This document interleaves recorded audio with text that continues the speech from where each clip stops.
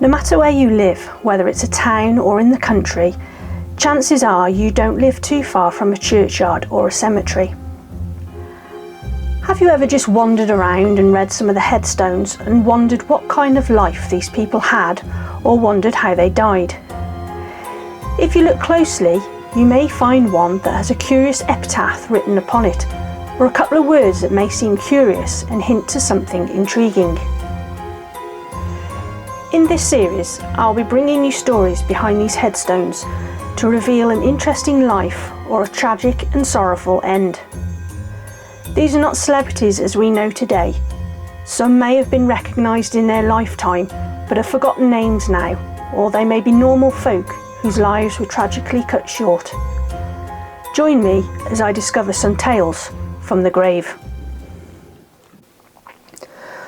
Almost hidden away in this churchyard at Cates Hill in Dudley is a large headstone with just a few lines of text upon it. It reads, "Erected by voluntary subscription to the memory of Mary Ann Mason, who was murdered by Joseph Meadows on the 12th of May 1855, aged 17 years. Murdered by Joseph Meadows. Who was he? Who was Mary Ann Mason? And why did Joseph Meadows murder her? His crime was murder. His victim, the girl he loved. His motive, jealousy. The love affair which destroyed Joseph Meadows started about September of the previous year, when he met pretty 17-year-old Mary Ann Mason.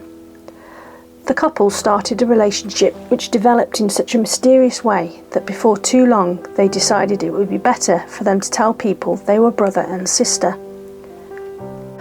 Why they ever agreed to this never became known, and there were no details disclosed at the trial. 7 weeks before she died, Mary Ann got a job as a kitchen maid at the Sailors' Return pub. She and Meadows saw much of each other. Suddenly, Meadows developed a streak of jealousy. For no apparent reason, he felt that Mary Ann had taken an interest in someone else. Mary Ann Mason was born in October 1837 at Woodside in Dudley, the daughter of a lay preacher and his wife. On the 1841 census, Mary Ann is 3 years old and living with her family in the Woodside area of Dudley. Samuel Mason is the head of the household. He is aged 33 and a labourer. His wife is named Anne and she is 38. They have 3 children, William aged 11, Mary Ann aged 3 and 1-year-old Samuel.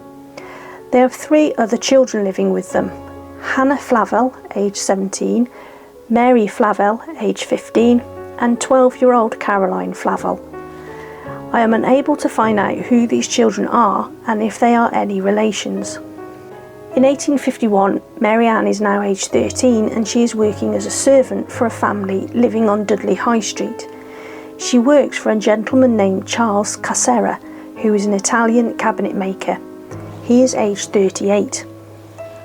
He has a wife named Anne and she is 36. They have 6 children, Anthony aged 11, Lucy aged 9, Matilda aged 7, Teresa aged 5, Francis aged 3 and Charles, who is 8 months old. Apart from Mary Ann, there is another servant named Phoebe Round and she is 19. For some months before her death, she had been keeping company with 23-year-old Joseph Meadows, a whitesmith who worked at a nearby ironworks. Meadows would often visit her while she was at work in the Sailors' Return tavern. He would sit for hours at the bar, getting quietly infuriated as she chatted and flirted with the customers. Her employer, William Hunt, had realised that having Mary Ann working at the alehouse had brought more male customers in to drink, increasing his profits. He had forbidden Mary Ann to engage in any relationship while working for him. To this she agreed and accepted a small wage rise as an incentive. When Meadows visited her, she told anyone who cared to ask that he was her brother and refused to allow him to behave in any other capacity. This enraged him and he became more and more jealous of the attention she gave to the customers of the public bar. When they had time alone, Mary Ann told him she did not want to continue with the relationship. She was bored with his jealous outbursts and the problems he was beginning to cause her in the public house. Her employer thought Meadows was out to cause trouble and insisted he should not return to his public house. Meadows became furious and began plotting to get revenge on Mary Ann for spurning his attention. On the morning of the 12th of May 1855, Mary Ann opened the doors to the public house promptly at 6 a.m. Around 6:15 a.m, Joseph Meadows entered the bar room and began drinking heavily. William Hunt, Mary Ann's employer, was still in his bed, so Mary Ann hoped that if she served Meadows with 1 or 2 drinks, he would leave before she got into trouble for allowing him into the bar. She chatted and flirted with 2 miners who had called in for a drink, and Meadows, filled with rage, could stand it no more when he saw Mary Ann sitting on the lap of the miner named Ingram while flirting with him. Meadows knew she was doing it to make him jealous, so he reached into his coat pocket and pulled out a loaded carbine pistol, which was stolen from his own employer, and reaching over, he shot Mary Ann directly to the left side of her face at close range. Meadows had made no attempt to escape and remained calm, and after handing over the pistol to one of the miners, he carried on drinking his ale while awaiting arrest by the police. He declared that he was happy to have my revenge, which they tell me is sweet, and I am satisfied. I did what I came here to do, and I am glad of it. If I cannot have her, no one shall. Mary Ann died from her injuries, and the inquest into her death resulted in a verdict of wilful murder by Joseph Meadows. After a short trial, Meadows was taken to Worcester Jail to await execution. On the morning of the 4th of August 1855, he was taken to the gallows and hanged in front of a large crowd. He was buried within the prison grounds. Mary Ann's headstone was erected after a public subscription was raised by the town's residents. I must stress that it is pure speculation that Mary Ann was flirting with and sitting on one of the miners' laps. I have not come across that fact anywhere in the news reports of the day. So what you have just heard is a rather simplistic version of the events surrounding the death of Mary Ann. To discover what led up to her murder, we must go back to 1855 and the newspaper reports. The first report was printed 4 days after her death. Wolverhampton Chronicle, 16th of May 1855. Shocking murder of a young woman by her lover at Dudley. Considerable sensation was created in Dudley and the neighbourhood on Saturday last by the report that a young woman, the daughter of decent and hard-working parents who reside at Woodside, had that morning been cruelly murdered by her sweetheart in the kitchen of a public house at Cates Hill, where she was employed in the capacity of servant. The report spread throughout the town with surprising rapidity, and the facts of the painful occurrence were soon to be found as follow. The victim of the murder is Mary Ann Mason, who for about 7 weeks had lived in the family of Mr. Hunt of the Sailor's Return at Cates Hill, and who for about 10 months had received the addresses of a young man named Joseph Meadows, a whitesmith, and at whose hands she met with a terrible and untimely death. It appears, however, that the master and mistress were not aware of the real nature of the intimacy between them, as both had represented themselves as brother and sister. On Friday night last, Meadows paid a visit to his sweetheart at her master's house, where he remained till rather a late hour. In the course of the evening, the unfortunate deceased had, it appears, endeavoured to evade his attentions by having, when someone called for some ale, asked her mistress to be kind enough to wait upon the kitchen, and she would nurse the mistress's child. Having had something to drink with a companion of his, the prisoner started home to the house of Mr. Rann of Round Oak, to whom a short time ago he hired himself for 4 years, and with whom he boarded and lodged. It appears that he did not go to bed at all that night, but remained downstairs. Between 5 and 6 o'clock on the following morning, he was heard to leave the house, and on the family getting up, it was found that a carbine belonging to Mr. Rann, who was a member of the Dudley Troop of Yeomanry Cavalry, and 2 flasks containing powder and shot, and some percussion caps were missing. Between 6 and 7 o'clock in the morning, the prisoner entered the Sailor's Return, and the landlord, hearing his voice, went downstairs and opened the bar door, when the prisoner asked for a pint of ale, with which he was served. He took the ale into the kitchen, where deceased was employed cleaning the floor, and sat down. Shortly afterwards, 2 other men who had just left their work went into the house to have something to drink. The men remained till about 9 o'clock, about which time, while their attention was turned from Meadows, they heard the report of firearms and immediately saw the deceased fall to the ground, apparently lifeless. They turned round to see from whence the shot proceeded and observed the prisoner with a carbine in his hand, lowering it towards the ground. One of the men, named William Ingram, rushed towards him and said, "You rogue, what have you done? You've shot the young wench." The prisoner replied, "I have another revolver in my pocket." A messenger was instantly dispatched for the police, whilst other persons ran to the assistance of the deceased, who was lying on the floor and bleeding profusely from a wound under the left ear. Medical assistance was sent for, and Mr. Richard Meredith, assistant to Mr. Cochrane, speedily arrived, but his efforts were unavailing, the deceased having died a few minutes after his arrival. In the meantime, Mr. Jukes, the active superintendent of police, reached the spot, and having taken the prisoner into custody, charged him with the committal of the diabolical crime, which the prisoner admitted, adding, "I have had my revenge, which they say is sweet, and I am satisfied." On the way to the station, the prisoner made some revelations which would show pretty clearly that his motive for the deed was jealousy, for though he said that he would never tell why he did it, he afterwards added, "I went last night with a revolver, intending to shoot her and also myself, but I saw no opportunity. I was determined if I did not have her, nobody else should." It is said that the mother and father of the deceased, who it is hardly necessary to say, were thrown into a state of the greatest excitement on hearing of the tragedy, had cautioned her against keeping the company or receiving the addresses of the prisoner. In consequence, it is reported of the paternity of an illegitimate child having recently been sworn upon him. Notwithstanding the critical position in which the prisoner was placed, he seemed at first to regard lightly the nature of the crime he had committed, but on Sunday he apparently became impressed with the dangerous position in which he stood and appeared to labour under much mental anxiety. On Monday last, at the public office, the magistrates present in the course of the sitting being Captain Bennett and C. Cartwright, T. Faraday, J. E. Swindle and W. Hayden Esquires, the prisoner was brought up for examination.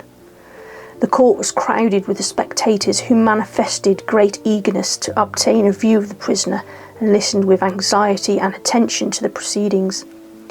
The prisoner, on being introduced into the court, covered his face with his handkerchief and kept his face partially covered during the investigation, at times leaning upon the dock and then sitting upon the seat in the dock and then stooping down so as not to be observed. He is a man of middle size with rather small features. His complexion is rather dark and his face is round. He made no reply to the charge when it was preferred against him. This was his first trial, where he was charged with the wilful murder of Mary Ann Mason. Next, we have a letter sent by Joseph Meadows whilst in the Worcester prison, dated June 20th, 1855. Dear Sir, I have for some time past been expecting a letter from you. As I have not received one, I could not feel satisfied without writing. I trust you have forgiven me for all my past misconduct. As I trust we shall be forgiven, there is forgiveness for all if we ask of God, believing we shall receive. Although our sins may be as numerous as the sands upon the ocean shore, they have me forgiven. The blood of Christ cleanseth from all sin. Dear Sir, the time will soon come when I shall have to stand before an earthly judge, but consider that as nothing when I think how soon I shall have to stand before that great tribunal to give account up to God. Dear friend, if I may so call you, my prayer is that you and I may meet around the throne of God in heaven. Jesus died that we might live. He has promised in his holy word that whosoever believeth in him should not perish but have everlasting life. He has also said in his holy word that the vilest of the vile may turn and find grace. He has also invited the heavy laden sinner to come to him that they may find rest for the soul. Dear friend, I am earnestly seeking that salvation I so much stand in need of, to enable me to bear up under all I shall have to pass through, and which will take me safe to heaven. I trust in that great day you with myself and all that are near and dear to us by the likes of nature will meet in that holy place, where there is no pain nor parting, and where the weary will ever be at rest. May the Lord have mercy on you and me for Christ's sake. Amen. Please let George Davis see this letter, and please answer this as soon as possible. I remain yours obediently, Joseph Meadows. The letter was most probably written by a prison chaplain on behalf of Meadows, but to whom it was sent is not known. Our next newspaper report describes the proceedings of his court trial, where we will hear statements from witnesses and the jury's decision of his innocence or guilt. Wolverhampton Chronicle, 25th July 1855. The late murder at Dudley. Joseph Meadows, aged 23, whitesmith, was charged with the wilful murder of Mary Ann Mason at Dudley on the 12th of May 1855. Mr. Huddleston and Mr. Creswell appeared for the prosecution. Mr. Kettle defended the prisoner. Mr. Huddleston having opened the case to the jury, the following witnesses were examined. William Ingram said, "I am a miner near Dudley. On the 12th of May last, I was at the Sailor's Return public house with William Robinson between 8 and 9 in the morning. The prisoner was there. The servant was mopping the house. I heard a report of a carbine at a distance of about 6 or 7 feet. The girl fell to the ground. I ran to the prisoner and said, 'You have murdered the girl. What did you do it for?' The girl was standing about the middle of the kitchen." Mary Hunt said, "My husband keeps the Sailor's Return at Cates Hill near Dudley. I saw the prisoner on the evening of Friday the 11th of May. He passed as the brother of the servant Mary Ann Mason. She did not speak to him. I saw him the next morning. He had some ale. He remained in the kitchen. I had assisted the deceased to clean the kitchen. I left the room, and when I came back to the door, I saw the prisoner with the carbine. The flash came in my face. The girl fell towards me. She breathed for about 15 minutes and died. The shot struck her under her left ear. My husband came in and collared the prisoner. The only words I remember the prisoner saying was, 'Now I'm satisfied.' I had been in and out of the kitchen that morning. I had not seen a carbine before it was fired. On that Friday night he was talking about matters which I thought he did not understand. He was talking about the war, the shells and the guns." William Robinson said, "I was at the Sailor's Return on the morning in question and saw the prisoner there. I heard the report of a gun and saw the girl fall. On turning round I found the carbine on the ground. The prisoner picked it up and I took it from him. He then said, 'She should have given me an answer.'" Jones Duke said, "I am a constable. I was sent for and took the prisoner into custody. I charged him with shooting the deceased with a carbine. He said, 'I've had my revenge. I have heard them say revenge is sweet. I left home for that purpose. I've done it and now I am satisfied.' I found a powder flask in his pocket with a little powder and some caps. On the way to the prison he said, 'It's not my sister. It's a young woman I followed for about 10 months. I was determined if I could not have her, nobody else should.' He also said, 'I pulled the carbine from behind my back and fired it off in an instant. I threw it down to pick the girl up, but I was prevented.' William Hunt said, 'I keep the Sailor's Return. The prisoner came to my house about 10 minutes before 7 o'clock. I served him with some ale. I heard the report and ran into the kitchen and collared the prisoner. I said, 'Oh, you vagabond, you've shot your own sister.' He said, 'I've done what I intended to do.' The prisoner came to my house the previous evening. The deceased screened herself behind me as if she didn't wish to see him." Joseph Rand said, "The prisoner was my apprentice. He came home about 2 o'clock on the Saturday morning in a state of intoxication. I left him on the sofa. I came down at 7 and found he was gone. I saw the prisoner at the jail and said, 'You've done for yourself now.' The prisoner replied, 'I intended to do it before I started.'" Mr. W.E. Johnson said, "I am a surgeon at Dudley. I saw the deceased and examined the wound behind her ear. I believe that caused her death. I examined the tongue of the deceased. 1 or 2 shots entered the nerve which moves the tongue. The injury would prevent speech. Mr. Kettle addressed the jury for the prisoner and contended that they ought not to convict him of the crime of murder upon statements alleged to have been made by him in a state of intoxication. Chief Baron Pollock having summed up the evidence with great minuteness, the jury in about 5 minutes found the prisoner guilty. The Chief Baron then said the case was one of the clearest which ever had come before a criminal court, and that it appeared from the evidence that the prisoner had predetermined to commit the crime some time before he'd actually committed it. His lordship then pronounced the solemn sentence of death in the usual form, and the prisoner was then removed. With so many witnesses, it was inevitable that Joseph would be found guilty. Our final newspaper article is dated the 8th of August 1855. Wolverhampton Chronicle, 8th of August 1855. Execution of Joseph Meadows at Worcester for murder at Dudley. On Saturday last, the final sentence of the law was executed upon Joseph Meadows, convicted at the last assizes at Worcester of the murder of Mary Ann Mason near Dudley. The execution took place in front of the county jail in the presence of a large concourse of spectators, though they were not so numerous as have been noticed at former executions, owing no doubt to the precautions taken by the authorities, who kept the day of execution as far as possible secret. The demeanour of the crowd was becoming. Since his condemnation, the wretched culprit paid the greatest attention to the ministration of the chaplain, who was unceasing in his efforts to bring him to a sense of his awful state. He was visited before condemnation by his brother, 2 cousins and an uncle, but by none of his relatives since, having in a letter to them expressed a desire that they should not visit him. In a letter written on Friday to the parents of the poor girl, he says, "I know I have committed the most dreadful deed that man can be guilty of against God and you all, and especially against one that was a most kind and affectionate sister to you all.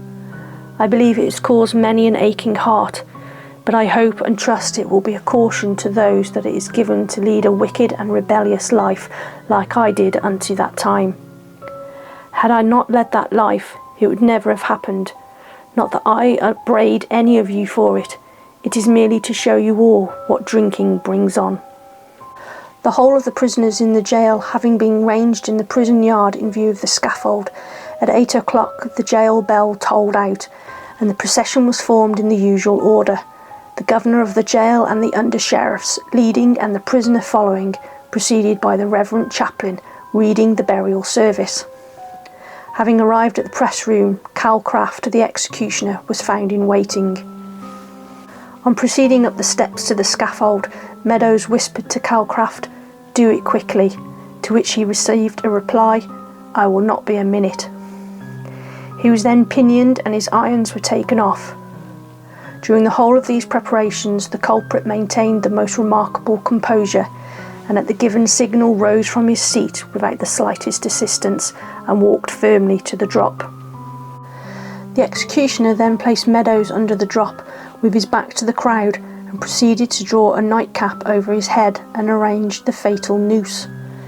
This was the work of a moment, and Calcraft immediately descended and amid the most profound silence drew the bolt, and the wretched man was launched into eternity. A hoarse murmur was the only exhibition of public feeling, a few movements of the limbs and all was over. The body, after hanging an hour, was removed, placed in a coffin with the clothes on, and afterwards buried within the precincts of the jail. Such a waste of 2 young lives. Joseph Meadows was 23, and I don't think it is mentioned in any of the newspaper reports, only the contemporary report I read at the very beginning, is that Mary Ann Mason was just 17 years old, a young girl trying to make a living. At 13 she was working as a servant in a large house. At what age she left home we do not know. Mary Ann had her whole life in front of her, but that was taken quickly from her by a man fueled by jealousy and alcohol. 170 years later, it would be nice to say that young women like Mary Ann aren't put in dangerous situations like hers. But even today, young women around the world feel threatened by jealous partners, and I hope people will visit Mary Ann Mason's grave and let her know she's not forgotten, and that her killer paid the ultimate price for his senseless crime. Joe Meadows was a likely lad, by trade a galvanizer. If he had followed Bible ways, his course would have been wiser. Instead, he sought the demon drink, which proved his sad undoing, when he met buxom Mary Ann and started her a-wooing.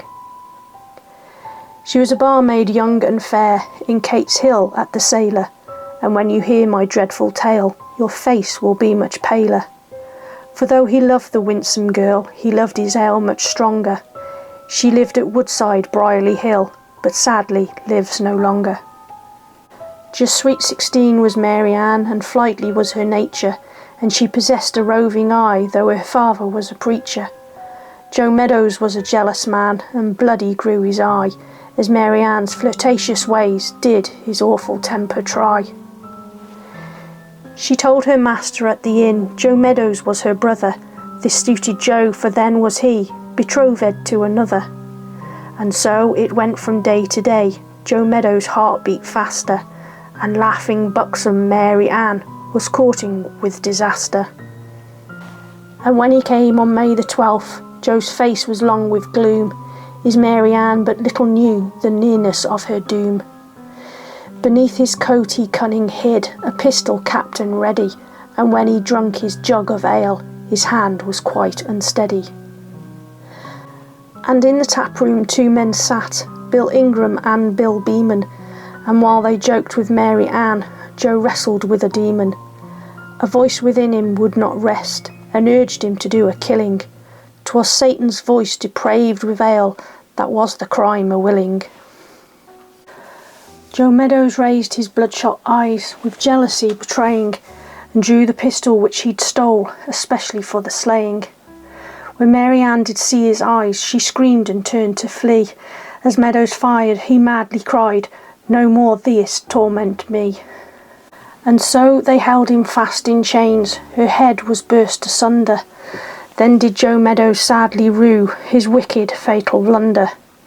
To Worcester he was quickly sent, with dispatch and facility, and just as quick the jury found he was of murder guilty.